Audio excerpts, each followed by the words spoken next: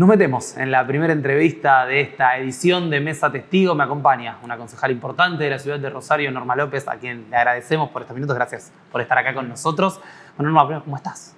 Bueno, muchas gracias. Gracias por la invitación y que, bueno, lo mejor para esta etapa. Bien, aunque preocupada con todo lo que significa hoy el avance de las políticas, digamos, antiderechos y del momento y la situación violenta, y por el otro lado de lo que significa la economía, que no deja de ser una parte de las violencias que está sufriendo nuestro pueblo. Así que preocupada y ocupada para ver cómo, digamos, podemos acompañar a nuestros vecinos y vecinas. Para empezar, meterme con eso, a veces se dice mucho que desde el Consejo no se puede hacer nada, o es a veces algo que se repite muchas veces. Preguntarte que ustedes están avanzando en algunos proyectos, por ejemplo, para lo que es el endeudamiento familiar, para lo que son endeudamientos de sectores a los cuales hoy parece ser una problemática, digo, nueva en la Argentina, niveles de sobreendeudamiento. Quizás en otras etapas de crisis todavía no había tal acceso a las tarjetas de crédito como hay hoy. Bueno, ¿qué es lo que están trabajando en ese sentido? Bueno, la verdad que es cierto que hace muchísimo tiempo que en nuestro país no existe el grado de endeudamiento en nuestras familias como el que tenemos ahora. Hace décadas que eso no lo vemos, porque además hoy implica, por un lado, que las familias que tienen una economía más informal, porque no han tenido acceso a un trabajo registrado, la forma de endeudamiento es a través de las billeteras virtuales. Digo, no quiero nombrar una sola, pero digamos, es muy fácil acceder a un crédito en billeteras virtuales. Y por otro lado, cuando no tenés otras posibilidades que la tarjeta de crédito o acceder a un crédito personal en algún banco, cuando ya estás bancarizado y cuando estás más que bancarizado en una relación registrada o blanqueada laboralmente, te quedan los narcos del barrio o los prestamistas del barrio, que generalmente están ligados a las mafias. Entonces, en esa mirada que nosotros vemos es los que tienen sueldo. Hay muchas familias que comienzan a estar con sus sueldos embargados. Se han perdido la semana pasada los datos oficiales del Banco Central de la República Argentina, daban cuenta de la morosidad en el pago de las deudas. Se empieza a ver con las tarjetas de crédito que uno empieza a pagar el mínimo y el mínimo después se te hace toda una bola por el impacto de los intereses. Y por el otro lado, datos del Ministerio de Trabajo, la Secretaría de Trabajo de la Nación, que indica que en lo que va entre el último trimestre del 2025 y los 2 primeros meses del 2026 hay 900.000 asignaciones familiares menos. ¿Qué son las asignaciones familiares? Es lo mismo que la asignación universal por hijo para aquellas personas que no tienen relación de dependencia. Las asignaciones familiares es para los trabajadores registrados. Es decir, que al menos tenemos que pensar en que de esas son 900.000 pibes y pibas que dejaron de cobrar un derecho como es la asignación, y que además eso se traduce en la cantidad de puestos de trabajo. Entonces, eso nos tiene que dar la magnitud de lo que significa, porque además ese endeudamiento, esa pérdida de derechos de nuestros pibes, ¿qué significa? Que el que tiene que hacer el esfuerzo es el Estado municipal, el Estado provincial, porque el Estado nacional acá aparece como el gran provocador de esta crisis, el gran sostenedor y que profundiza además lo que significan estas brechas entre ciudadanos y ciudadanas para acceder a bienes como los alimentos. La mayor cantidad de deudas es por ir al supermercado, por ejemplo. Y entonces empezamos a ver que todo recae sobre el municipio.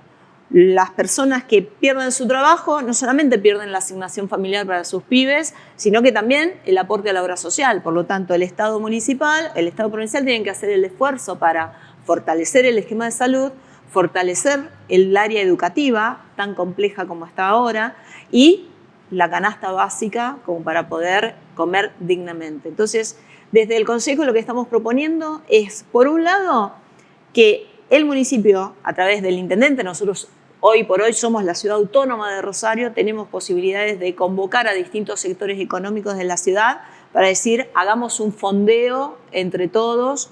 No significa que el Estado municipal va a conducir las finanzas de las entidades privadas, como bancos, financieras, sectores que tienen que ver con el microcrédito, pero sí tratar de conducir de algún modo para que luego, a través del Banco Municipal, se haga un crédito único y de allí las familias poder tener todo estipulado en una sola deuda y que el Estado, a través de este fondeo con capitales privados, pueda ir acompañando a las familias. Y además, digamos, con un cumplimiento de pago, ¿no? Esto de que las familias puedan decir, yo puedo pagar esto, hasta acá. Y por el otro lado, si bien no hay un grado de morosidad muy alto, pero empezamos a ver dificultades en el pago de expensas para aquellas personas que vivan en edificios de propiedad horizontal. Entonces también planteamos una línea de crédito a tasa baja del Banco Municipal. Esto sí lo ponemos como un crédito específico del Banco Municipal para que, bueno, se pueda hacer frente a eso, ¿no? El crédito iría directamente a la administradora o a quien, digamos, oficie de conducción administrativa del consorcio. Digo, son alicientes y es sobre todo ayudar a las familias en este momento donde es muy difícil ver una salida concreta, ¿no? Porque además el presidente de la Nación ha destruido toda nuestra industria. Y eso que el sector industrial le dio mucho apoyo, pero es un presidente que no cree en la industria como dinamizadora de la economía, ¿no? Y nosotros creemos efectivamente en un modelo industrialista que creemos que es lo que nos va a sacar adelante en nuestro país. Te lo voy a preguntar más adelante, pero te lo voy a preguntar ahora. ¿Te imaginabas en tu vida de militancia que la Argentina llegue a tener un presidente como Milei? No. No. Hay que entender también el contexto. Hay que entender la mirada de lo que significó, evidentemente, para la ciudadanía, que los distintos gobiernos no han cumplido con las expectativas que habían depositado en eso, en la conducción del país. Y por el otro lado, entender lo que está pasando a nivel internacional, ¿no? Que es también una oleada de una derecha muy rancia, porque hay sectores que son más de centro, más de derecha, pero que viven con reglas democráticas y de respeto a las disidencias, ¿no? Esto es un modelo totalmente antidemocrático. Y no pensaba que íbamos a vivir una situación así porque yo creo que hay un registro de memoria en nuestro pueblo y porque creí que había algunas cuestiones que estaban saldadas en nuestro país. Bueno, evidentemente la necesidad de la ciudadanía de buscar nuevas referencias ha hecho también, y las dificultades del sistema político, digamos, esto no significa que aquí nadie tenga responsabilidades, pero sí creo que eso ha hecho que hoy tengamos un producto como Milei que aparece como una cosa disruptiva. Lo que sí estoy convencida, Rama, es que yo estoy convencidísima de que la gente, el pueblo, la ciudadanía, nuestros vecinos, no votaron a Milei y no lo ratificaron hace menos de 6 meses atrás para destruir el Estado y para destruir los derechos, porque sería votar a alguien para ir en contra de sí mismo. Yo estoy convencida que la gente vota pensando que va a estar mejor. Y lo que está haciendo hoy Milei es atacar profundamente a la base estructural de nuestro país, que son los trabajadores y las trabajadoras, y la clase media. Hoy comienza a ser el sector popular, venía siendo castigado, pero hoy comienza a ser la clase media la que comienza a estar muy castigada con todas estas pérdidas de trabajo y el ensañamiento además en algunos sectores. Todo lo que hablábamos en la primera respuesta, en lo que tiene que ver con el endeudamiento, con la desorganización familiar, de por sí que esto genera. ¿Por qué a veces muchos se preguntan por qué eso no hace mella o no hizo más que hace mella en lo electoral el año pasado? Si vos tenés que buscar algunos puntos en los cuales decir, bueno, ¿por qué todavía electoralmente no pudo hacer mella ese tipo de cuestiones? ¿Crees que tiene que ver con una desorganización de propuesta opositora, con una cuestión todavía esperanzadora en un punto del gobierno de Milei? Creo que es una mezcla. Creo que, por un lado, Milei hace 2 años que gobierna, de un gobierno de 4 años. Entonces, entiendo que la ciudadanía puede decir, bueno, está a mitad del barco, démosle una posibilidad. Y sobre todo sobre esta lógica de que yo estoy convencida de que la gente no vota contra su conveniencia, sino que quienes rompen ese contrato de confianza son aquellos que conducen un modelo político, y eso es lo que está ocurriendo hoy con Milei. Y por el otro lado, a nivel de oposición, nosotros tenemos que reunirnos y formar parte de una mesa política donde todas las expresiones, no solamente del peronismo, sino de todos los espacios que creemos en el rol del Estado como garante y dinamizador de la economía y de los derechos ciudadanos, vuelva a poner el eje en el valor y en la dignidad de las personas. Porque lo que sí se está viendo en esto, y ahí las redes sociales ocupan un enorme rol, donde la política ha descansado en eso, digamos, en que el conocimiento se democratiza a través de las redes sociales, y estamos viendo que no es solamente el conocimiento lo que se democratiza la mala información, las fake. Entonces muchas veces a la ciudadanía es más fácil que le llegue mala información y mentiras que información que esté constatada y que sea, digamos, que tenga una realidad más empírica. Por lo tanto, creo que también hay mucho de estas cosas, ¿no? Hoy es muy fácil crear malestar contra una persona, malestar contra un ámbito, una dirigencia, un sector, una empresa. Es muy fácil por la forma en que el gobierno ha estructurado su palabra y su comunicación. Y ahí las redes sociales cumplen un rol que es fortísimo, ¿no? Porque lo sustentan. Entonces nosotros también tenemos que hacer. Esto no resta que la política desde la oposición necesita de darse un debate, que es decir, juntémonos todos, pongamos 3 ejes en común y vayamos para adelante. Porque lo que tenemos que recrear nuevamente es la confianza de la ciudadanía en la política. La política tiene que volver a ser la transformadora de las injusticias, ¿no? Esto de volcar lo que significa la igualdad en todos los sectores de la sociedad. Y eso se ha alejado. Nosotros nos alejamos, nosotros digo así en términos generales, ¿no?, de la política, cuando dejamos de hablar de las cuestiones cotidianas de la gente, cuando hablábamos de cosas mucho más abstractas, si se quiere. Y eso es un gran error, primero porque la política está hecha para las cosas cotidianas y para justamente hablar y proponer y discutir sobre las situaciones y los ejes que necesita la gente para vivir mejor. Y segundo, porque es el modo también de construir confianza y esperanza en nosotros. Hoy por hoy la política ha quedado fuera de lo comunitario. Eso es algo que nosotros tenemos que volver a construir. Y nosotros lo digo no solamente la política partidaria, digo los sectores sociales, las organizaciones económicas, digo desde un merendero hasta la última empresa o la más importante, porque aquí efectivamente lo que necesitamos es de lo comunitario. Lo comunitario es el bien común. ¿En qué anda el peronismo en Santa Fe? Bueno, tenemos tiempo. El peronismo en Santa Fe está dándose un debate. A ver, hay 2 cosas que a mí me gusta separar.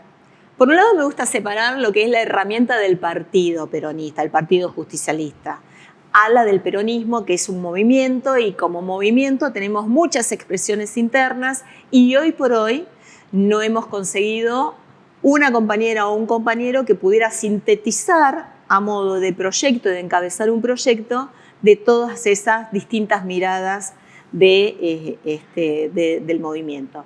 El partido ha quedado muy antiguo, el partido ha quedado con supuestamente distintas voces adentro, pero que en realidad se ponen de acuerdo sin mucho debate, sin convocar permanentemente a su congreso partidario, que es el mandato de afiliadas y afiliadas en relación a qué quieren que sea el PJ, qué decir, qué hacer y en qué mesa sentarse para construir nuevamente poder. Y lo último, que yo creo que es lo que hoy por hoy está más en tensión, es si el peronismo en la provincia de Santa Fe tiene voluntad de poder como para poder retomar la conducción de un gobierno provincial y volver y recuperar lo que es la iniciativa y la conducción de muchas comunas y municipios, porque hemos perdido en muchos lugares. Tiene que ver también con los momentos políticos, tiene que ver también con las olas políticas e ideológicas, pero nosotros no podemos dejar de darnos la discusión para volver a retomar un partido que sea sumamente democrático, que sea una construcción más plural, pero que además el peronismo como movimiento nacional y popular, como movimiento que nos refleja y nos conduce y nos contiene a los trabajadores y trabajadoras en todas las clases sociales, en todos los sectores económicos, volver a recuperar ese espacio de poder y con muchas ganas para poder conducir. Ahora, ¿para poder conducir para qué? Entonces, esos son los debates que hoy comienzan a darse y que yo creo que en poco tiempo más vamos a poder armar una buena síntesis de lo que significa hoy ya los liderazgos únicos, sumamente individualistas, ya no nos están alcanzando. Y eso se puede ver también en las otras fuerzas populares, ¿no? Entonces, no hablo de las fuerzas mesiánicas, como puede ser la de Milei, pero sí en fuerzas populares donde también se están buscando la unidad de los frentes, los binomios, las posibilidades de voces que no sean unísonas, sino que justamente sean voces diversas. Entonces, yo estoy confiada en que volvemos a tener un proceso donde además tenemos que dar el espacio necesario también a las voces de las juventudes, porque nosotros habíamos recuperado con Néstor esto de la maravillosa juventud peronista, y creo que hoy por hoy tenemos que hacer un esfuerzo para poder darle voz, y la voz no la voz que quieran las personas adultas, sino la voz que deseen construir los jóvenes.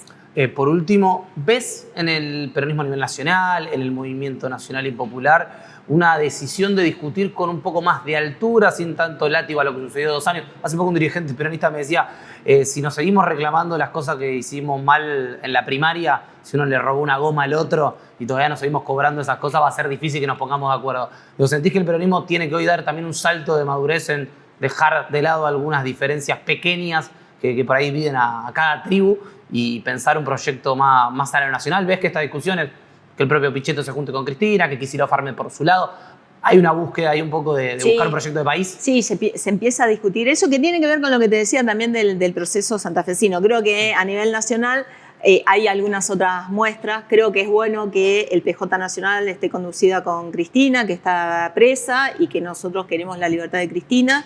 Y por el otro lado, que el PJ de la provincia de Buenos Aires sea conducido por el gobernador de la provincia más importante de nuestro país. Creo que empiezan a darse estas discusiones, que algunos sectores de la oposición, como pueden encarnarse en Pichetto, vuelva a sentarse a discutir con liderazgos del peronismo, bueno, también habla de la necesidad que necesitamos del campo nacional y popular. Obviamente que las diferencias van a estar, pero las diferencias no las tenemos que guardar, las tenemos que poner también sobre la mesa, porque es el único modo de volver a poder reconstruir un espacio que nos contenga a todos y que nos contenga desde esta mirada en movimiento, no de un sector. Entonces, hubo autocríticas, porque también veo, ahora aparece eso de nuevo como si no hubiera habido autocríticas. Hubo autocríticas. Y además la autocrítica, donde no la hubo, la decidió el pueblo a través del voto popular. Si te votó o no te votó, ahí tenés la mayor autocrítica en cuanto a las dirigencias. Entonces, me parece que eso es muy importante y creo que es el momento como para dar un salto cualitativo. Muchas gracias, Norma. A vos. Seguimos ahora en un ratito con esta edición de Mesa Testigo y nos metemos en la segunda entrevista de la noche.